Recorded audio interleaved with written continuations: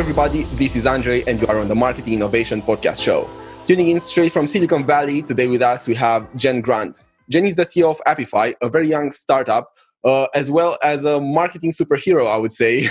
Jen has a wealth of experience working with as a CMO and product marketing manager for smaller size companies and startups, as well as medium-sized companies and bigger corporate guys like Google, where she was a product marketing manager for a very long while. And today on the podcast, we will talk about how brands, depending on their sizes, can use marketing in order to scale, as well as the trends that Jen saw over the last half a year or so, since we were in a weird situation globally, as well as her transition from being a CMO to actually becoming a CEO and leading an innovative brand in an emerging market. So, Jen, thanks a lot for tuning in. How are you? Tell us. I'm doing great. I'm excited to talk about marketing, talk about Appify, talk about becoming a CEO. I think a lot of marketers out there wonder, what happens after CMO, and I'm happy to share. Awesome. So our public is formed, I would say, not equally. We have more marketers than entrepreneurs and CEOs, but we have a very good mix of both of them. So I think it's going to be equally interesting for everybody to hear your story as well as your insights. And I think maybe this would be a good place to start. Great. How did you get into marketing, and what was your journey on this marketing path? Yeah, I think that's a great question. I'd say, coming out of school, I kind of messed around like many people, did lots of different things, wasn't really sure what I wanted to do. And what really struck home for me with marketing, and the reason that I ended up going into marketing, was that it was a combination of both creativity, the coming up with ideas, brainstorming, reaching people, communicating, all of that. And of course, when I was younger, I was very much into the arts and theater and whatnot. So it really served that part of who I am. Mm-hmm. And then on the flip side, there's such a lovely data-driven aspect around marketing that it isn't random. It's very much, certainly in B2B marketing, you can run everything from a spreadsheet. It's very sort of technology-driven. And that also kind of spoke to the part of me that likes things in spreadsheets and process and how do we pull this and get this to market. So really, that's where it started for me. And I did lots of different things, but my sort of first real learning experience was as a product marketer at Google. Mm-hmm. Way back when. It was 2004, so it was right after Google's IPO, if you can imagine how long ago that was. It was a much smaller company then, and a very fun company to be a part of. Mm-hmm. So I learned a ton there. That was basically where I started. Mm-hmm. Awesome. So, it's not wordy. So let's go straight into this one with Google, because I think that sure. Everybody thinks about marketing and innovation and Google. So, they are sort of like, wow, the example. Tell us what it was to be, like a manager leading a team with Google when the change was happening. Because as far as to be completely honest, I don't remember that much in terms of marketing from that, from that time, but I know that was a time of change. So what was happening when you were there? What was the approach to marketing? How was everything going? Yeah, this is a great question. I think the core thing at Google that product marketers that's certainly where I learned and kind of grew as a marketer, and also just one of the things that many of the product marketers coming out of Google, certainly at that time, are great at, is positioning, is taking complex technology, sort of interesting things that engineers had built, and being able to explain why someone would use them and position them in the marketplace as something interesting. So, specifically, the product that I worked on in the beginning was Google Book Search. Mm-hmm. So that one, it was an intensely wild ride, because we announced that we were going to scan the libraries, all the books in the libraries, and we knew that publishers and authors would end up suing us. So it was this wild marketing challenge of saying, how do you both work with publishers and authors and explain to them the deeply transformational vision of being able to search every book in a library, while at the same time including them in that vision and saying, this is so that all books can be found. And it was very, very difficult. And I think the coming out of there, this sort of the importance of communicating simply and really grabbing people at the sort of very clear reason why they should be interested in a particular product. In this case, it was like so big. But even in everyday, marketing, these are critical skills to have, to be able to say, how do I reach that person who may not agree with me or may be against what I'm saying? And how do I reach them with something that makes them go, oh, I get it. And in book search case, it took time. It took about 6 to 9 months before we really consolidated around the clear story of being able to say, and this was sort of one of the kind of amazing learning experiences for me, was to be able to come back and say, if you take 100% of the world books, only about 15 to 20% of them are in the public domain, which means that anyone can read them. You could search them online. But also only about 10 to 15% of them are in print and for sale. The whole chunk of the majority of the books in the world, 60 to 70% of books, you can't buy them in a store, and they are not in the public domain. They're in libraries.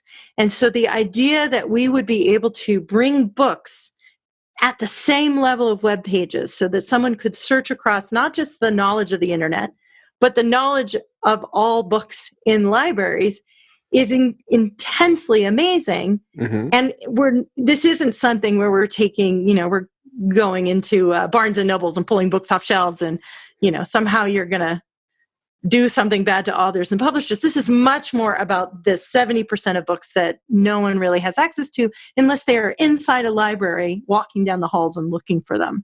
And that sort of core positioning was critical in helping people go, oh, that's what this is about. This isn't about Google is trying to sell books or Google is trying to take something away from authors and readers. They're trying to help people find books. It was a wild ride. I learned a ton. I think coming out of there, there was a lot of PR, a lot of positioning, product marketing, writing, kind of being able to explain what it is that this thing was. And I think I've benefited from that throughout my career, just that real great learning experience of how important positioning is.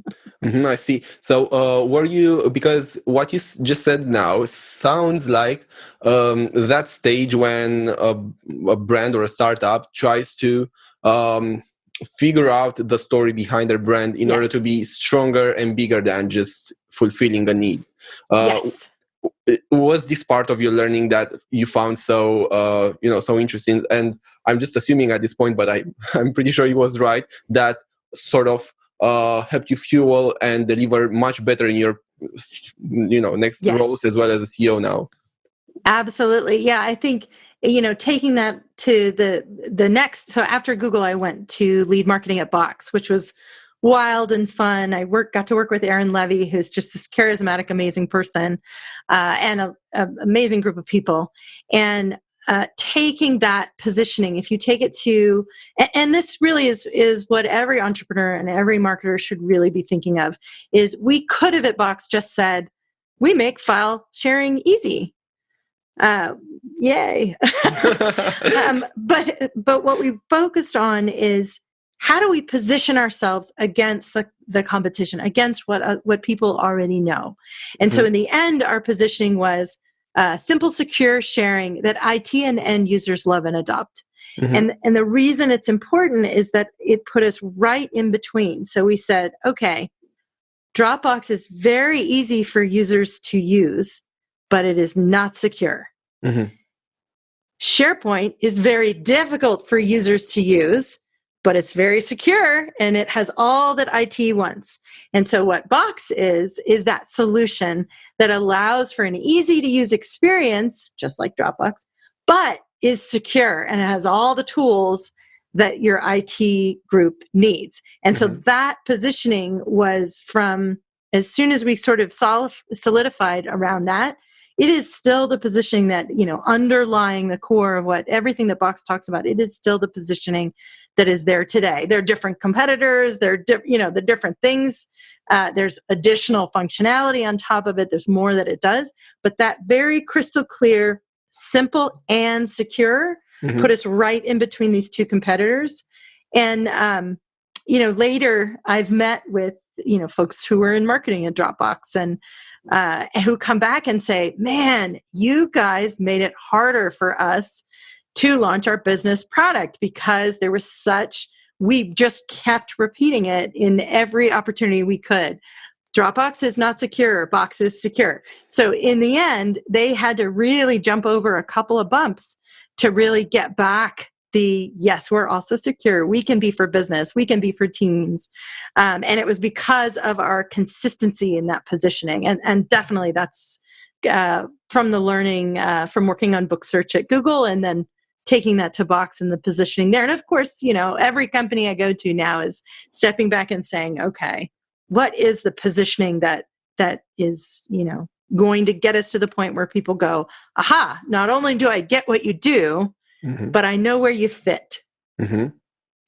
And were you always, like from the very beginning, involved so much in the strategy bit, or did you have times when you were wearing all sorts of hats, like also doing, Google ads or copywriting, or this often happens? Yep.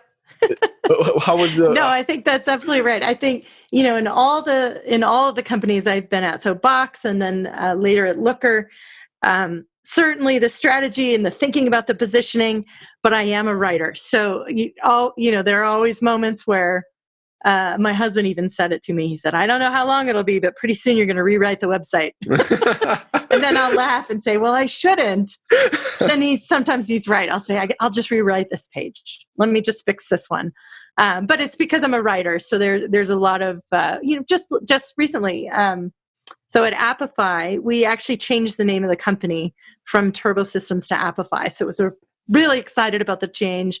The name much more explains what we do. And we were working on the launch, and I'm back at the small stage. I wrote the press release. So, I'm running the company, but I also wrote the press release. Nice. So we'll get to this transition bit in a very short moment. And guys, tuning in, just so we haven't planned, how the conversation is going to go. So I don't know either what Jen is going to say, and that's why I'm super excited to hear. But just to zoom in a bit on the strategy bit, and then because something that, so we are a marketing agency and we have these conversations a lot with clients. Some of them had the experience of working on a marketing strategy in the past or maybe more recently. However, others didn't have the chance, either because they were pretty small and they didn't have an established marketing team, or they didn't really thought that was something that they should prioritize. And we kind of try to push this idea that it's so important to have a strategy so that you know what to do on each channel. What's your process when you think about a strategy? So first of all, we mentioned the positioning, which is something that I think you go from, and that's where you're starting. This is where you start, yes. Super. So then what's your thought process, or how do you approach thinking of a marketing strategy, building it? Yes. No, I think that's an excellent point.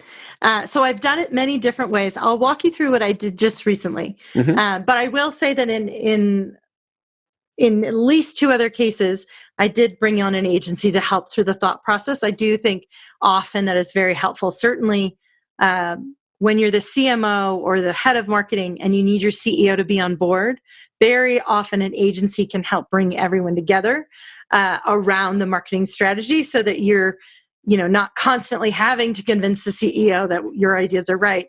You have this lovely third party that is in there saying, yes, this is the right thing to do. And we have the sort of gravitas of being an agency to get it across. In the cases where I've done it kind of on my own, and Appify being one example of that, is obviously starting from the positioning. So where do we fit in the market, and Where do the competitors fit, and how do we sort of secure that position in the middle? And then the second thing I work on, or I want to have, is messaging pillars. So at least 3 clear benefits that we can both prove with the product and prove with how customers are using it are real, and that resonate and are useful. They're interesting to the customer. So in the case of Appify, we came up with immediate, because you can launch an app in days. So you get immediate results. And then we have proof points that are case studies. And then the second is powerful. So powerful is part of our positioning, that you can create powerful apps, not just an Airtable app, which is a form on top of a spreadsheet, which is lovely and useful. But we actually create powerful apps that integrate with SAP or Oracle or something like that. So that was our second pillar. And then our third pillar, we spent a lot of time thinking about, because the other 2 were so obvious. And the third one, we thought, well, what do we want to have happen in companies after they start using Appify? And so we ended up with inspiring. Is that we want to inspire people to think differently and go, oh, I could do this, I could do that, I could do this. In the same way when Wix and Squarespace suddenly made it easy for anyone to make a website, we want to suddenly make it so easy to create an app that anyone in your company would go, oh man, we could create an app that would solve this problem and we would be way more efficient. And so that was our third pillar. And that's typically kind of that's the foundation. And of course, you've got your buyers. So these are and in the case of a small company, you probably have enough customers that you can kind of step back and say, these customers are business owners. These customers are leading teams. They're sort of the middle manager type, and these are the things they care about. And once you have those, then you basically have your kit. So then you say, okay, now let's start talking about our channels. So we have, digital marketing, content marketing. What are all the different areas that we think will work? And you use that messaging as the backbone of what you would put out in all those different channels, whether it's long form content marketing or short form digital ads. Got it. So the first of all, so you had the positioning, which fuels the 3 pillars, like the value proposition parts. And then from then onwards, you go into the sort of tactics, which would be where do we implement this? Yeah, super. We are on the same page. Super. Okay. And I think thinking about your third value proposition pillar, I think that helped the sales team a lot as well, because basically you were making people feel like they were already using the app and feeling the benefits before they were actually using, right? The app. Yes, that's right. Communicating the vision. Very, very nice. Super. Okay, so now let's talk about your transition from being a successful and recognized CMO to going into the CEO role. How did this happen, and how did you take this decision? So I was at Looker for almost 5 years, and we were acquired by Google. So I had sort of an interesting moment of saying, I'm going back to the company that I was at before, effectively.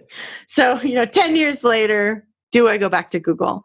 And it was a brilliant outcome for Looker. It was absolutely the right deal to do. I think the technologies of the 2 companies are very, very complementary. And so from a should we have, absolutely, that was a really strategic decision that was correct in being acquired by Google. Me personally, I had to step back and think, am I going backwards? Is this what I want?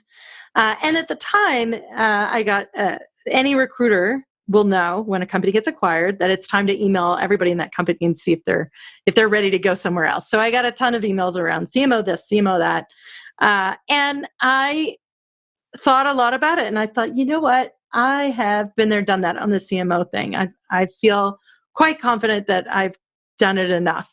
And what I really want to try next is that CEO position of running a company. And so the switch was just having the courage to answer those emails and say, thank you for thinking of me. but I'm only looking at CEO positions, which of course, it was like, oh my God, I just said that out loud, And then I started meeting with my network and, people that I knew, and I would start to say it out loud. And it's funny, you think that's such a simple thing, but it is actually, it is a shift in how you're thinking, like I'm saying it out loud, and it starts to become real. And eventually I got introduced to a VC for Appify. So Rajiv, who's the Mayfield VC, who's on our board, met him, had a great conversation. He introduced me to Hari, who's the founder of Appify. We spent the next 6 months getting to know each other. So just, how do we agree on building culture? Do we agree on sort of core values? Do we think the same way around go-to-market strategies and how he's building the product and what this product could mean to people? And at the end of the 6 months, it was super clear he is an excellent partner. We work really, really well together. He is the sort of product and engineering genius on his side. Like, he is in love with the fact that he doesn't have to be CEO and focus on product engineering. And on my end, I have the experience on the go-to-market side to really build and grow a team. Mm-hmm. And and so that was sort of the process of how it happened. I think what is interesting for the marketers that are your listeners is there are so many skills that a CEO needs to have that are a part of what it means to be a great marketer.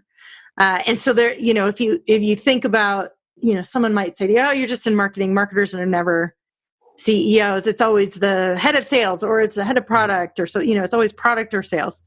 I would tend to disagree, because the CEO's job is to get that positioning right, mm-hmm. and to be the one out in front of the company, sharing the story of how this company exists, why it's important, how it fits in the marketplace. And so that my CMO ability to basically create the mission and the values and the positioning has been critical in making me a strong CEO. And it is, I can lean on that and say, okay, got this. I'm going to learn, there's certainly other parts of it that I'm learning over time, mm-hmm. that I haven't done before.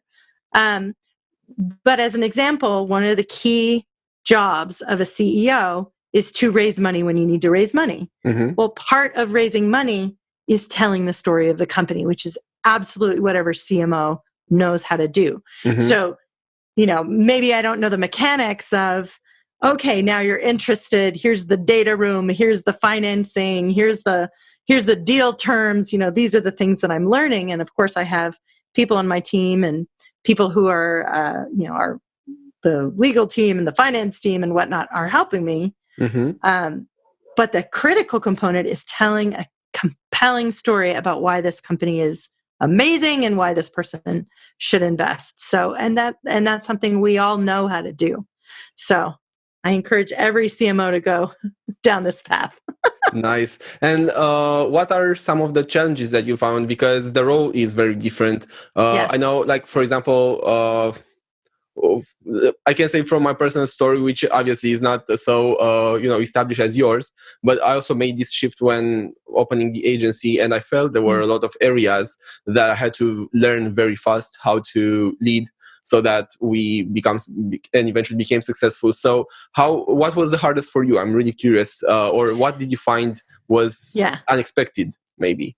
Yeah, I think, as I got started, well, one of the unexpected things, which I think everyone will get a little laugh over, is that as I start looking at the budget, it is a completely different way of looking at a budget. So when you're the head of marketing, you think about, how many leads do I need to produce? How do I build and grow this team? Here are the goals of the company. I need this many MQLs. And in order to do that, here are my channels. And you can run the numbers back. And then you pitch the CFO and the CEO and say, I need more headcount, I need more budget, I'm running these programs, we need brand awareness, all of these things. When you're in the CEO seat, all of a sudden you're looking at the whole pie. So you're looking at, here's the cash on hand, here's the headcount we have, here's how many sales reps we have, here's the quota capacity. Can we even close the deals, even if we gave marketing money? Do we even have the people to close the deals? And it becomes a much different conversation. And in fact, I've had moments where I've laughed and said, actually, I don't think I want to put more money in marketing. I need to hire more sales reps, which of course is, as a CMO was always like, no, more money in marketing. And now as a CEO, yeah, actually, this is a case where I don't need to put more money in marketing because I need to get more SDRs and more AEs to really get on the sales floor based on the needs of the business. So that was sort of the unexpected surprise that, I didn't just, yes, finally I get to, give enough money to marketing to do the amazing things they can do. So it becomes more balanced. You have to think about the whole picture and sort of the as a marketer, of course, you know how to build a budget, you know how to, do all of those things. This is a budget that also has the bottom line of, and here's how much money we have in the bank. So it is a much more important exercise. Because it isn't just convincing people that you deserve the budget. It's, no, you're literally in charge. So any mistake you make is your mistake. It's not, oh, we didn't get enough budget, so we weren't able to get enough MQLs. It's, we have this much cash and we are running the business in a reasonable way so that we know we can hire and we can put programs budget together and we can get enough revenue to get us to the point that we need to be. So I think I've actually quite enjoyed that part of it, to be honest, because, I like the data. I like, running the spreadsheets and understanding all the levers. I was about to ask you. It was definitely different. Did you feel you became more sort of operations oriented in the process? Definitely. Yeah. I think there are moments where, so for example, we changed the name of the company. We created a new logo. And I think of it like my little candy moments where I ordered the swag for the team and it made me happy. So it's like those little moments of like the creativity, the parts of marketing that I do love, where I get a little moment where I get to do a little bit of that. And then I go back to, you're correct, the more operational aspects of the role, which is, you're watching the pipeline, you're watching, we've hired these sales reps. Are they performing? Are we able to get to the revenue numbers? What's a reasonable revenue number for us to project? Talking to the board, making sure they know everything that's going on so nothing comes at us as a surprise. All of these different components of the business are, not things that I've done before. So definitely more operational.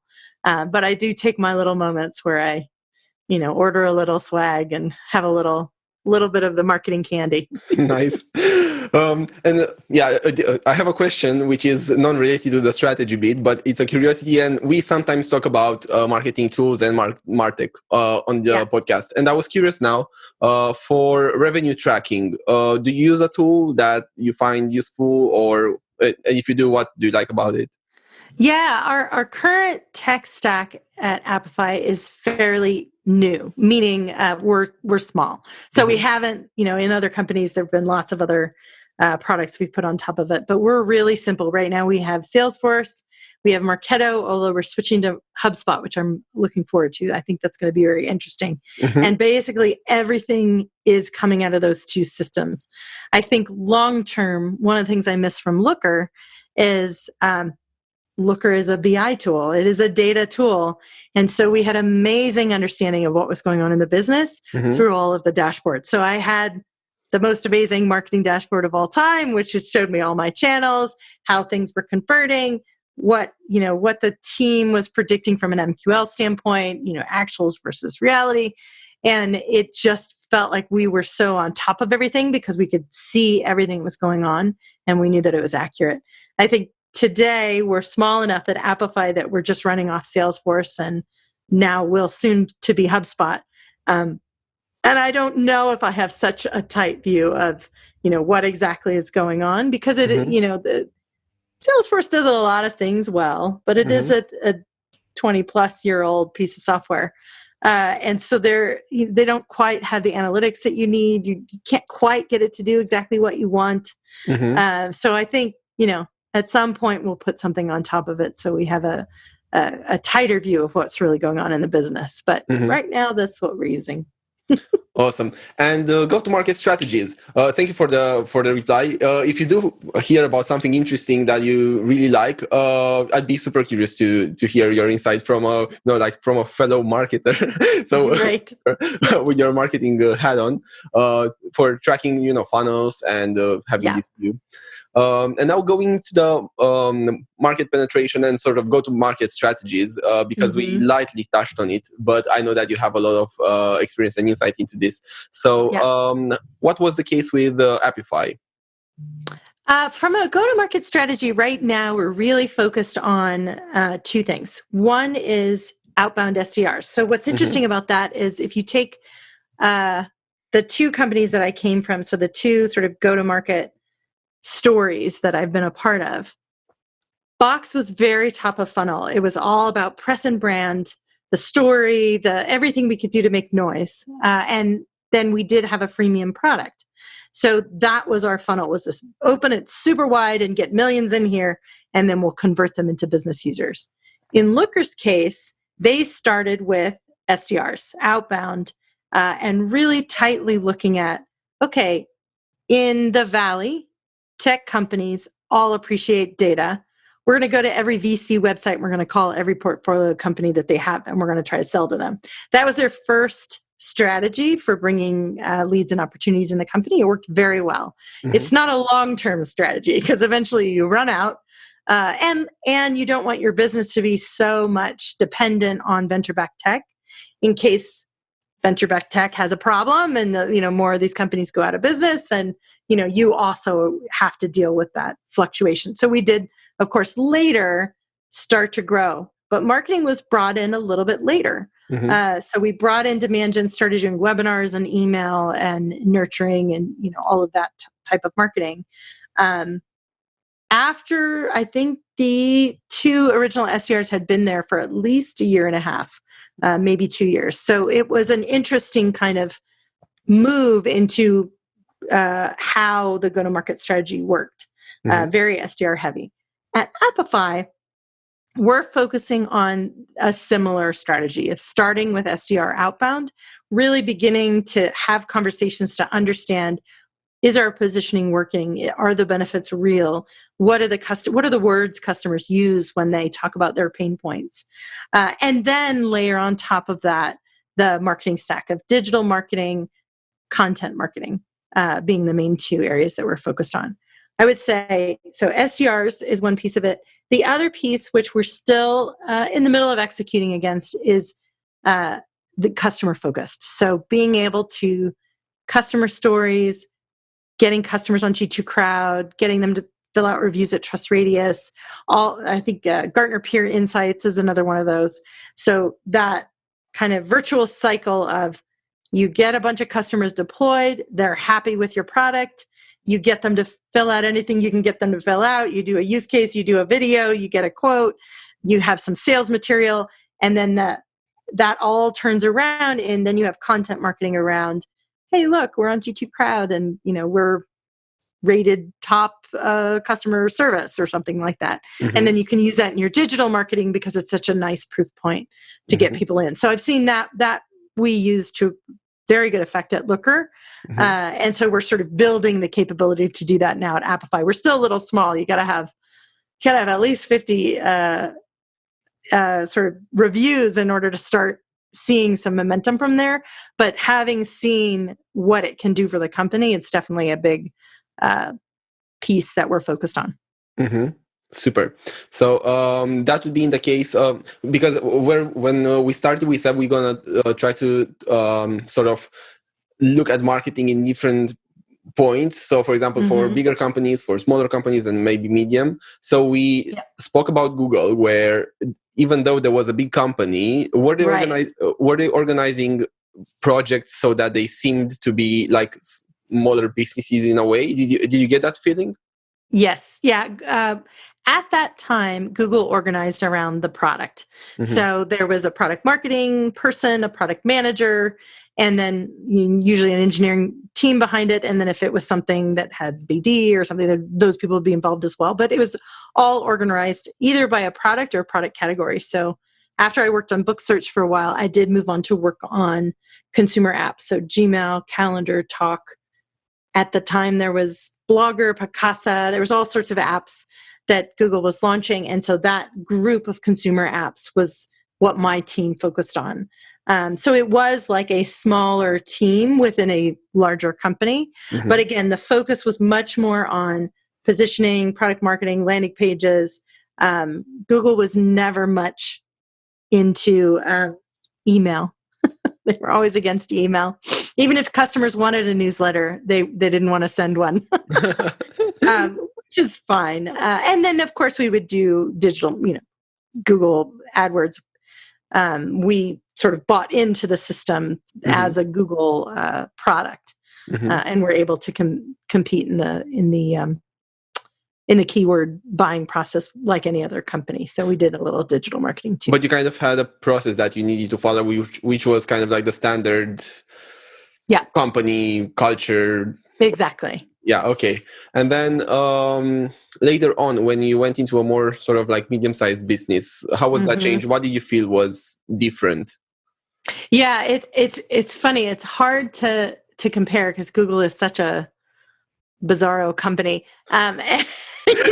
They have, you can't email, you can't do all these things. It's all about, their press and your positioning and a little bit of AdWords. And when I went to Box, well, it's everything. We need to create an entire stack of all of the channels. So what I've seen is in that middle stage, leaning into the channels that work. And typically, if your positioning is solid, if you've spent that time knowing who your customer is and knowing what their pain points are, then your top 3 channels are likely going to be content marketing, creating some sort of educational material that is speaking to the buyer, your digital marketing, which again is usually taking that content and getting it out there, and really focusing on those key benefits that you're offering. And, just getting your website as optimized as possible. So once you bring people in, does your request demo button look shiny and people click on it and then they fill out the form? Great. But most of the time you need to optimize to get it to a point where people are coming to your website and you can capture their information. So those are the beginning. One of the interesting things I've seen, however, and I'm sure all the marketers on the podcast will agree with this, but if you're not a marketer, I have found that non-marketers, CEOs or CFOs typically say, just tell me the one channel that's going to convert, and then I'll put all the money in that. Like, tell me the one ad that gets someone to sign up, and then we'll put all our money in that. And one of the lovely things about Looker was we had such a good grasp of the data that finally I felt like we could prove that there's never one thing.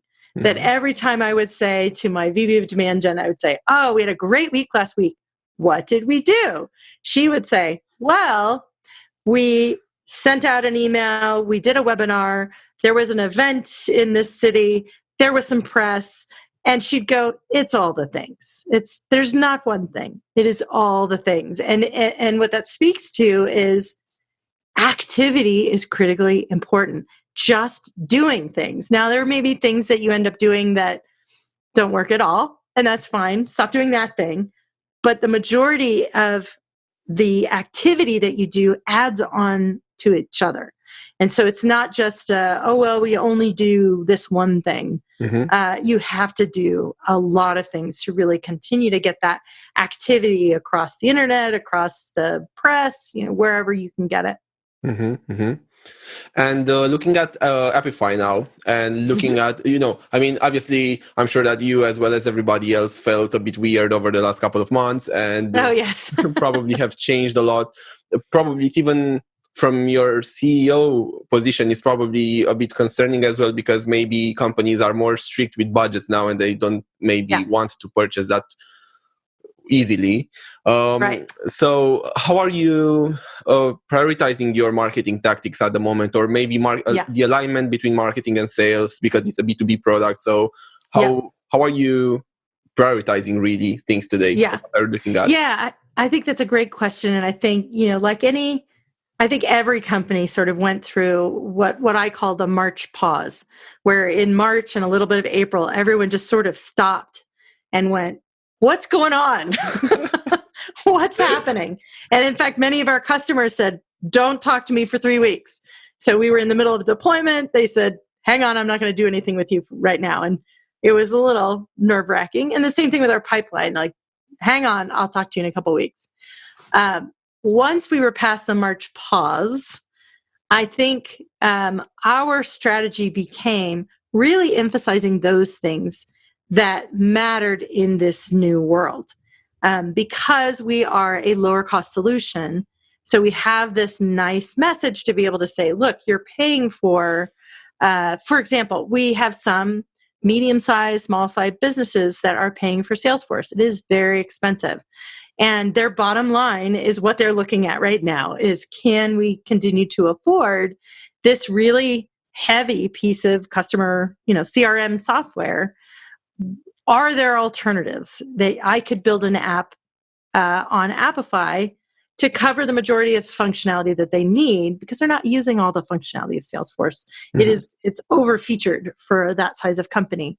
And so we did have customers that we could tell that story to, and they would go, oh, you mean I don't have to renew this license at $100 per user per month for my 40 field technicians who are helping customers in the field? Oh my goodness, I can just build an app with you guys and it's half the price. And we're like, yes, that's the story. So where it changed our marketing was more in the messaging of really being aware of the circumstances of how people are looking at their businesses. Mm-hmm. So pushing the idea that we're more cost effective and we can help them improve their bottom line by mm-hmm. saving them on the software that they buy today. We did find a couple of interesting stories around customers that built PPE safety apps. Mm-hmm. So if they have someone who is going onto a site to maybe create a quote. So they're looking at a construction site. Let's say one of our customers, they lease cranes to construction sites. So they go out to the site and they take all the information that they need to say, okay, this is the quote. We can rent you this crane for this amount of time, and this is how much it'll be. Well, in order to walk on the site in the middle of the pandemic, you need to think through, am I wearing my mask? Do I have gloves on? Sometimes you might need a hard hat. There could be all sorts of safety equipment that they need to wear. And so very quickly, they could create a little app with Appify that says, okay, it's just a little checklist. Have I done all the things to protect myself? And in addition, it's somewhat, the customer can use it as an audit to say, yes, and customer, our people that came on your site are protected, and they went through all of the things you needed them to go through. So it became a really interesting use case that we could start talking about, that of course we never would have thought of it before. It wasn't on people's minds. Mm-hmm. So much more of our change was in the messaging mm-hmm. Than in any of the channels changing. Mm-hmm, mm-hmm. So I think maybe an insight from here could be that because I'm sure that you had a clear strategy for communication before this whole change in people's priorities and everything. So a good advice maybe for companies that saw a change in the way that people maybe perceived certain problems or so would be to be flexible about and conscious about and aware about how their potential customer change their priorities and approach to different problems, and maybe tweak their messaging so that they are marketing in the moment and communicating in the moment, right? Exactly. Yeah. What are the concerns and the sort of space that everyone's in, and being able to recognize. One of the things I saw was right after the March, April, May. Some people switched up their messaging, and some people forgot to turn off their automated campaigns. And so there would be really tone-deaf emails that you would get that just didn't feel right. Like, hey, we'll give away a trip to Hawaii to, come get a demo of our product. And you're like, no. when to go to Hawaii? Like, that's weird. So it's important to not be tone deaf. And, if people are scared and if they're figuring out how to save their business, you want to make sure that you're addressing where they're at and not kind of where they were 2 months ago. True. Okay, so as we are getting close to the end of the episode, typically what we try to do for the audience, but I think we did an amazing job at this over the conversation, so thank you for that, is to try to sum up Sure. some actionable points that people can take away and they can implement straight away into their business. I think we have way more than 3. Some of the which Say which are the most important. Yes. So we have the positioning, which is something that is very important for everybody, and they should always be looking at that. Then everything that comes from there with having the communications pillars and everything. Then we have this thing that we just discussed now about, which is the communicating in the moment and ensuring that you as a marketer are present and are delivering to the people's needs. What else would you say from the conversation was something that is very actionable and important for you as a leader? I would say focusing on customers. So really taking advantage of happy customers and feeding that into this sort of virtual cycle of filling out the reviews, getting more leads in, getting more happy customers, more advocacy. That I think is really critical to think about. Even at an early stage, it's worth doing. And I think the other thing would be, when you're getting pressure from your CEO, or if you are the CEO or an entrepreneur, understanding that there is not one thing. There's not one ad. There's not one campaign. It is all of the things. It is it's what makes marketing so interesting, is that it's not just ads and it's not just email and it's not just educational content. It's the website, it's optimization, it's PR, did you speak at an event? Are you in a webinar? Are you telling your story consistently? There's so many things in it, and all of those things together are what make your marketing successful. Super. Thanks so much. And now looking at Appify, because we spoke about it, and I'm sure that amongst our listeners, there are at least some people that could find this useful. So tell us a bit about who you guys think are the right customers, or the the customers that could use your product most. Yes, I think that's important. So Appify makes it easy for anyone to build an app. I think I said that. And it's very much like, you used to actually have to have a developer to build a website, and then you have Squarespace. So in our case, you used to have a developer to build a mobile app for your business, and now you don't. So it's a platform that makes it very easy to do that. Given who your listeners are, some of the customers that we have today are doing things that are very innovative. One is, it's a very large company that has created a lead capture app. So every single person in the company has this app on their cell phone. They're out to dinner with their family. If they see an opportunity for hey, this company could really use our product, they can immediately enter that lead into their phone, and then it goes into Salesforce. So that's one example. We also have plenty of sales teams that work out in the field. They're not on the, they're on the phone sometimes, but they're not just in the office. They go out in the field, and they need that mobile app to be able to take information about the customer so they can build a great bid for the customer's business. So that's another sort of good use case. And then we have a lot of customers that are just in field service. So they are out in the field fixing LASIK equipment, or fixing commercial food equipment in grocery stores. We have one customer that, or actually a number of customers that are doing that. And then we even have some that the ATM machines that you see in a gas station or in any store, well, someone has to take care of them. So anytime you are out on the road, you need an app. And many, many of these companies, they're still paper-based, or they're using Excel, or they're kind of scanning things and then emailing them.